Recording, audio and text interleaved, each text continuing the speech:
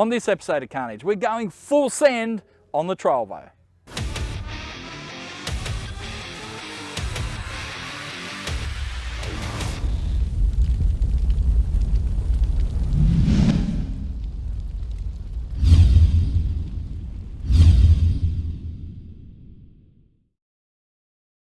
And here we are, back at Heathcote Park Raceway with the Trolvo. It has a 2JZ now, or actually a 1.5 JZ, so 1 JZ head on a 2 JZ bottom end. It's a 3 litre and it makes 650 horsepower at the rear. So it's making a lot of power. Last time we had it out here, it made 566 rear wheel horsepower and ran 989 at 138 mile an hour. So it was moving. Now it has 90 horsepower at the rear more. This thing is really gonna rip. We're also gonna maybe send it a little bit further than that because we're limited on the dyno to 29 to 30 PSI boost because the map sensor inside the ECU. Well, now we've put an external map sensor on there so we can turn the boost up a little bit more. We'll run it on the internal map sensor for the first few runs, get a good time out of it, and then we'll switch over to the external map sensor, do some data logging runs, make sure it's all sweet, and then turn it up to maybe 35 PSI, something like that, I don't know. We'll see if it's still live by then. But yeah, we're hoping to run some decent numbers today, and to help that along, we've even pulled the passenger seat out, the back seat out. It has lighter rear wheels. It's got those Street Pro wheels on it from VPW. So now it has matching wheels, front and rear. It has brand new drag radials. So it is lighter, it is more powerful, it's gonna be faster, it's gonna be awesome. So let's go and run a soft pass to start the day. Just make sure everything is sweet, make sure the oiling system is all happy. We'll probably do a 20 PSI run with a very, like a 4,000 RPM launch, something like that. Just nice and calm, do a nice run, see where that gets us, and yeah, then we'll turn it up.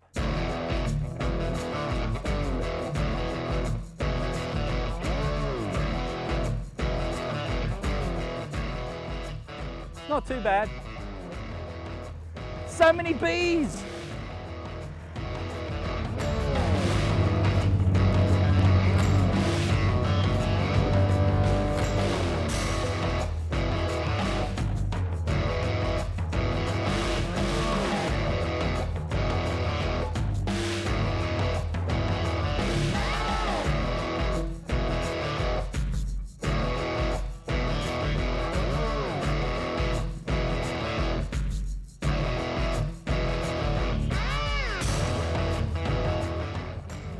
So what does Cletus say? You got to check your two-step.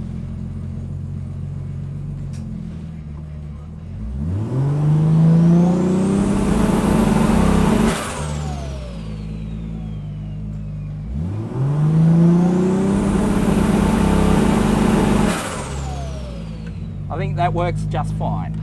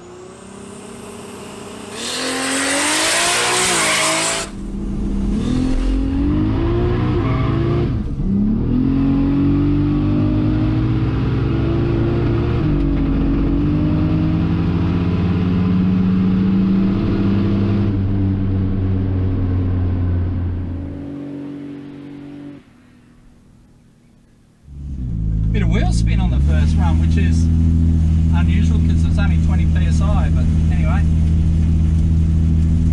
see how we go.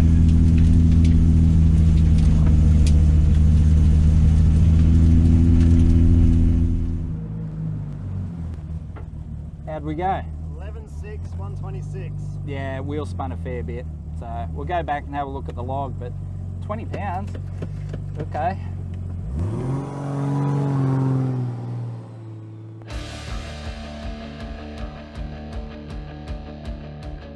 All right, so 11.64, 126. Definitely not a clean pass at all. Quite a bit of wheel spin, and it's just, yeah. Something felt a little bit wrong going down the track, so I'll log in right now, have a look, see what the computer says, see if there's anything we need to look at.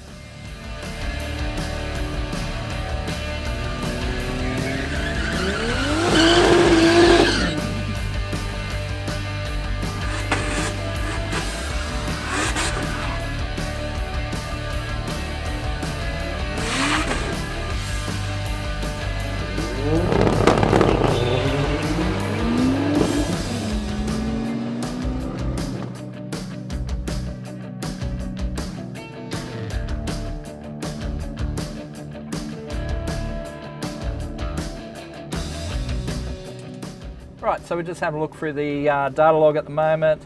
Can't see any reason why it would break down or anything, but we'll take it out for another run, see if it does the same thing again.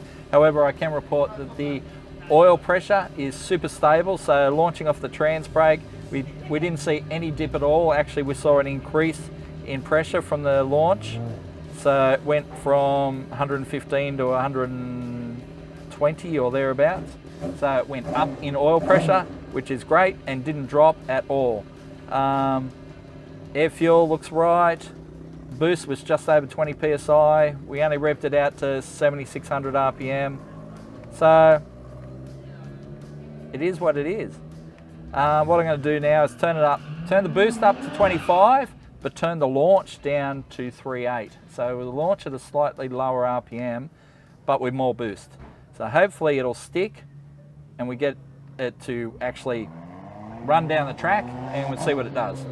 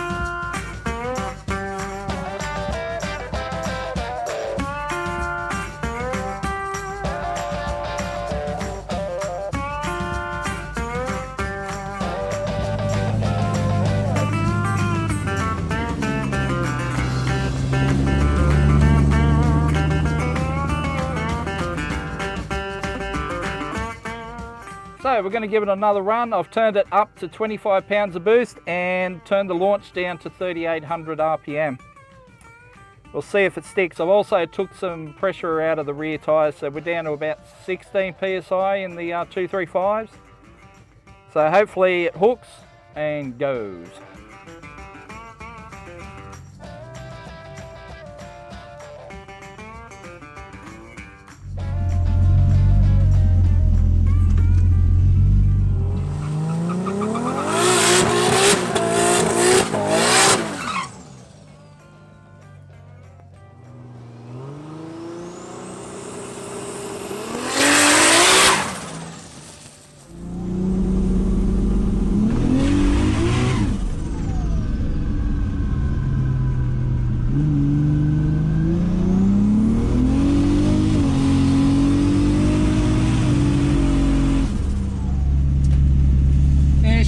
Hooking. It's a bit of a bummer. See what Lance can do for me. But it also broke down a bit when I got onto it down the track, so we might have to take the plug gaps down a little bit. Bloody cars.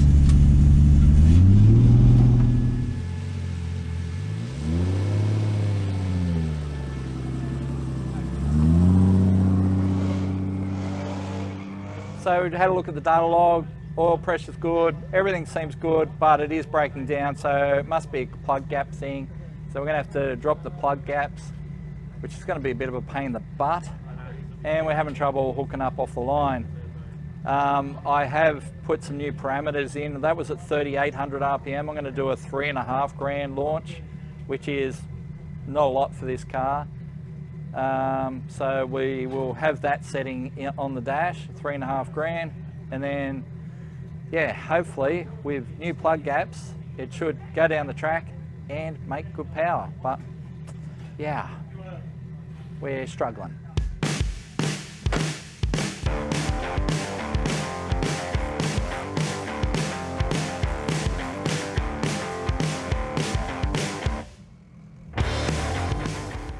Right, so we pulled the plugs out, had a look at them. You know, they're a few months, they're from the old engine. So yes, it's Scotty reusing old parts again. So he grabbed a fresh set of plugs from the boys at Max Performance. We had no feeler gauges, sent Matty off to town to get feeler gauges, and then all of a sudden we found someone with feeler gauges while Matty was coming back. So I've put them all back in. They're all gapped down to 0.3 of a mil. They're pretty tight. So we'll see how that goes. Just attaching them right now. We'll go out and try and send it a little bit. We'll send it softly off the start line and send it hard down the track. That's the plan.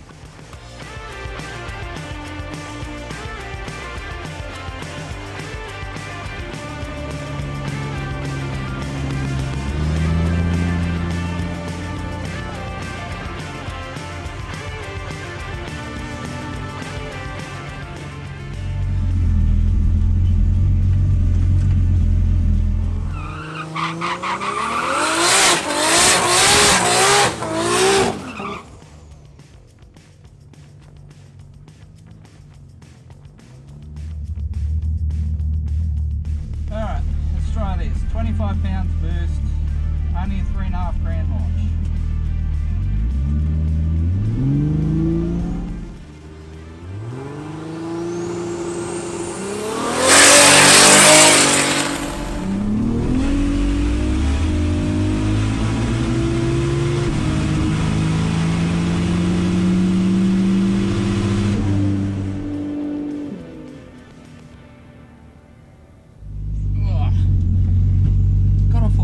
Got out of the hole, did that, but cut out just before I got the line, so I don't know what that was about. We'll have to look at the data log, see what it wasn't happy about.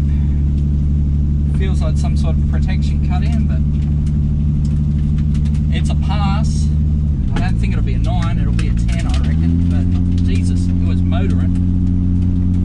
First half of the track felt real strong.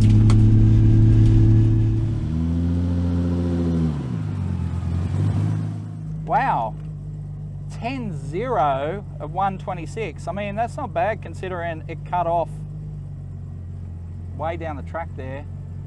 But yeah, 10.0. So we're going 9s if we can find out what's going on.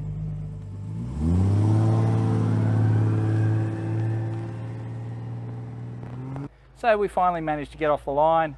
3.5 grand launch, so not a lot of RPM. However, it hooked, it went, and it was on a bit of a mission, to be honest. Not our fastest half track or anything like that, but it was on a solid run, and then blew the cooler pipe off on the driver's side. You know, between the 1,000 and the end of the track, and ran a 10.0 for at 126 mile an hour, so it probably should have been a 136 or more, and should have been a 9. That should have quite definitely been a 9. So anyway, we've put the pipe back on, clamped it up nice and tight, hopefully. We'll see if we can get a 9 this time.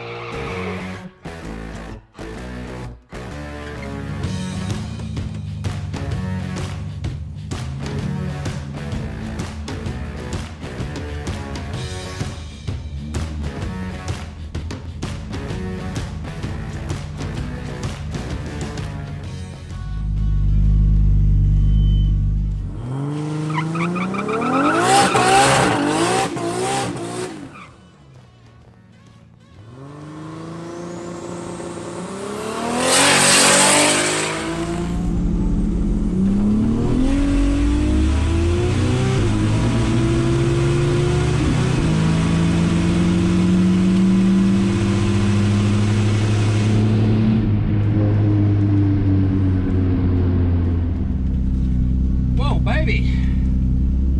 That got going. That felt really good. And you gotta remember, that's 25 pounds of boost. That's not even full send yet. So yeah, Jeebus. That was pretty stout.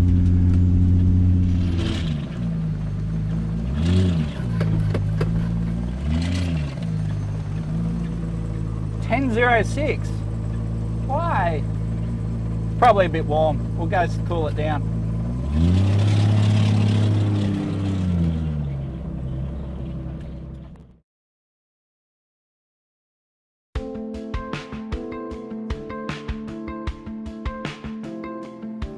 Well, if it's not one thing, it's another. And it looks like we've just eaten the serpentine belt.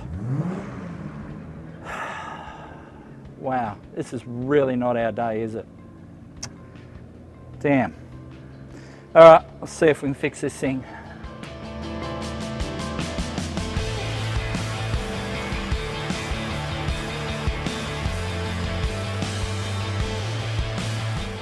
So we have absolutely cooked our serpentine belt, and it's flailed around a fair bit, and at the moment the car's not starting, and we think it's damaged the crank angle sensor. So I'm going to just, while I've got it hooked up to the laptop, turn the key and see what is what, and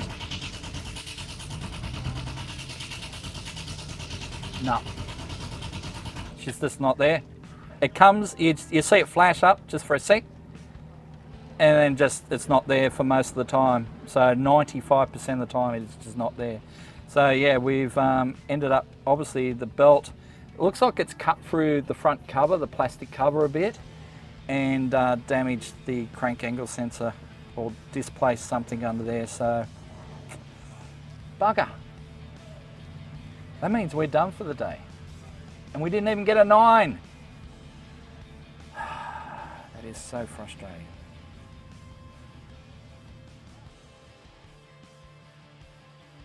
Well, that was supposed to be the triumphant return of the Trolvo, and it doesn't look like it was meant to be. So on the second last pass, we blew off the cooler pipe, as you saw, around a 10.04 at 126 mile an hour. Average 60 foot, 156, half track 6.4. These are average times for the Trolvo.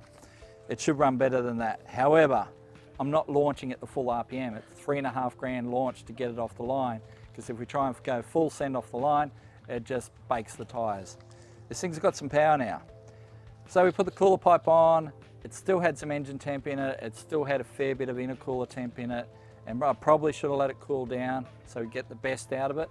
I didn't do that, that's on me, and it ran a 10.06 at 137 mile an hour. 137 is pretty much where we are when we run 9s. So, you know, it should be running 9s right now. And of course, during that pass, it has chewed up the serpentine belt, which has eaten into the front cover of the engine, the plastic cover, and somehow interfered with the crank angle sensor. So it means we're pretty much done for today. We don't have a serpentine belt, we don't have a crank angle sensor, we have no way of pulling the balancer off the motor here in the pits. All that stuff's at home. We've got a minimum amount of tools, but not enough to do all that. So we're going to have to come back another day, try and run better, try and run 9s again, and you're going to have to see that on a future episode of Carnage.